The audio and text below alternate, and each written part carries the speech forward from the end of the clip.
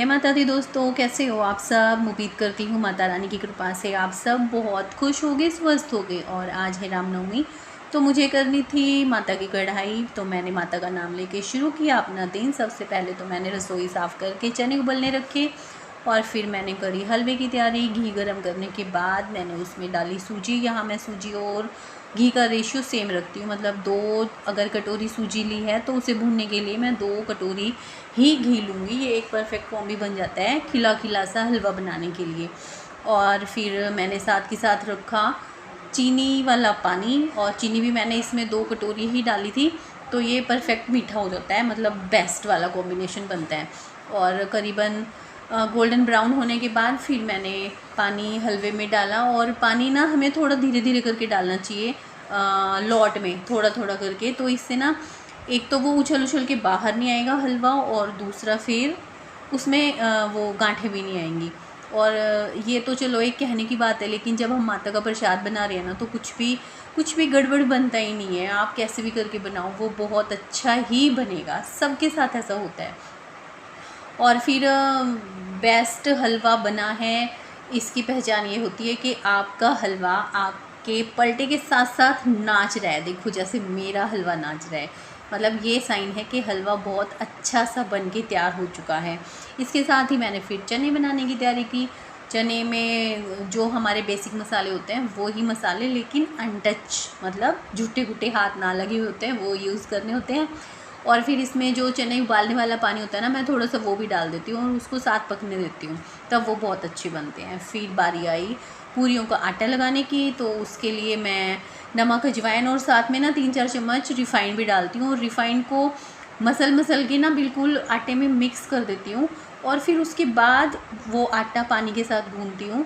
और फिर उसके गूँथने के बाद भी ना थोड़ा सा रिफ़ाइंड लगा के फिर मैं उसको इतनी मेरी कंसिस्टेंसी रहती है आटे की कि वो जितना हम रोटी का आटा लगाते हैं, तो आप ऐसे फॉलो करते हैं तो आपको भी पता है कि पूरियाँ कितनी अच्छी बन के निकलती हैं।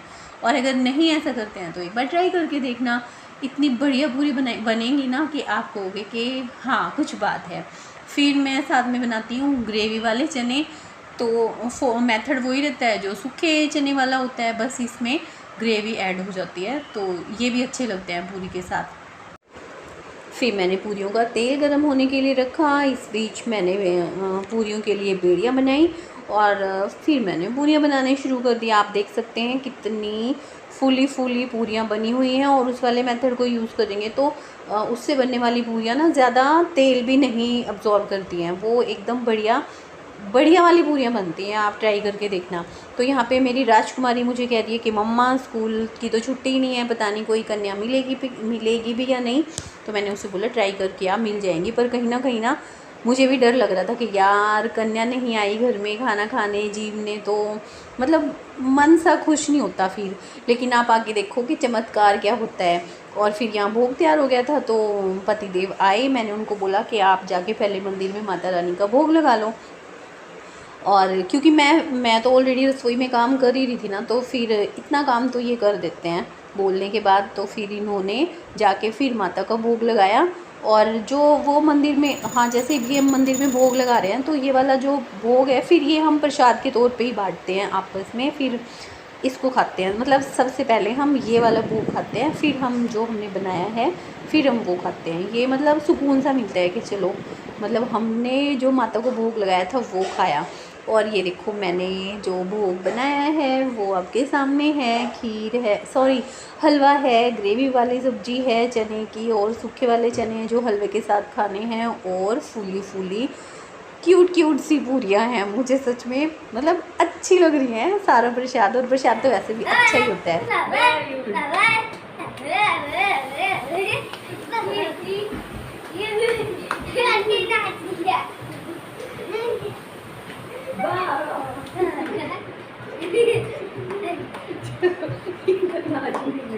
चलो अब खाना खाएंगे, ठीक है? फिर नाचेंगे। हाँ पक्का। नाम तो बताया भी नहीं मुझे। Very good. वंशिका। और मेरा सिमरन। और मेरा ये देखा आपने, आज कन्या आई और अपनी मतलब आते उन्होंने बोला कि आंटी पहले पहले हम डांस करेंगे। मतलब मेरे लिए तो ये इतना इतना भाव विभोर होने वाला पल था ना, मैं आपको बता नहीं सकती कि कहाँ तो मैं डर रही थी कि पता नहीं कन्या आएंगी भी कि नहीं, और कहाँ कन्या इतनी खुशी खुशी आई। और इन वाले बच्चों को तो मैंने पहले कभी भी नहीं देखा था। मेरे लिए तो यही था कि इनको सच में माता रानी ने ही भेजा है। और फिर ऊपर से ये कि आंटी आप हमें अपने हाथ से खिलाओ, यहाँ देखो आप, मैं बैठ के ना उनको अपने हाथ से ही खिला रही हूँ। और वो बच्चे ना इतना खुश होके खा रहे थे जैसे पता नहीं, और उनका बिहेवियर ऐसा था कि जैसे वो पता नहीं मुझे कितना टाइम से जानते हो। सच में उस टाइम तो मैं अपने आप को बड़ा भाग्यशाली फील कर रही थी। खुश रहो, खुश रहो, खुश रहो, खुश रहो।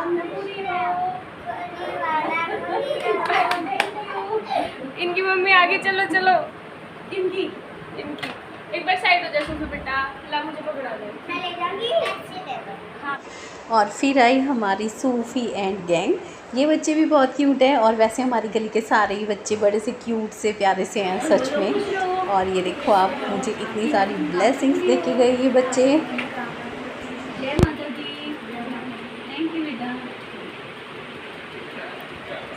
अब इधर देख के बाय बोलो। अब तुम सारे जने ना मेरे चैनल पे आओगे। और फिर बारी आई हमारी सबसे छोटी माता रानी रिद्धि की। ये मैडम सोमी के साथ ही आती है और उसी के साथ ही रहती है मोस्टली।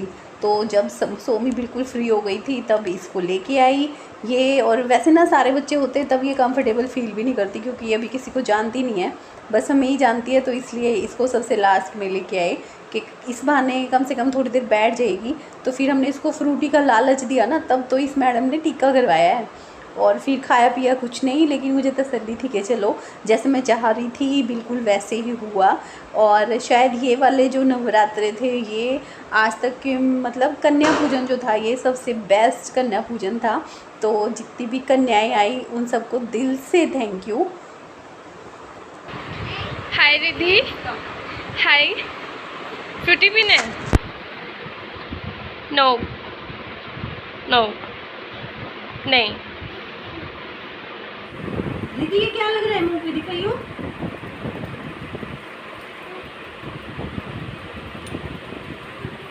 चलो नीचे चलो, इसमें रख दे, इसमें रख दे।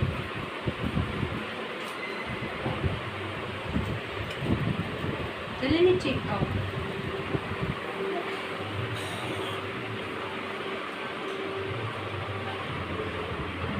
और अब मैं फ्री हो चुकी हूँ। सारी कन्याएं सारी माताएं अच्छी तरह से जीम के और खुशी खुशी मेरे घर से विदा हुई हैं।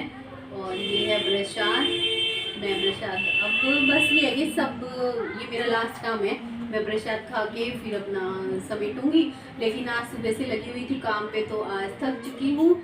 और आज के व्लॉग को यहीं पे एंड करती हूँ। अब आपसे कल मिलूँगी एक नए व्लॉग के साथ। तब तक खुश रहिए, स्वस्थ रहिए, मेरे ब्लॉग देखते रहिए, उन्हें लाइक कमेंट और शेयर करते रहिए और मेरे चैनल को सब्सक्राइब करते रहिए। बाय बाय, जय माता दी।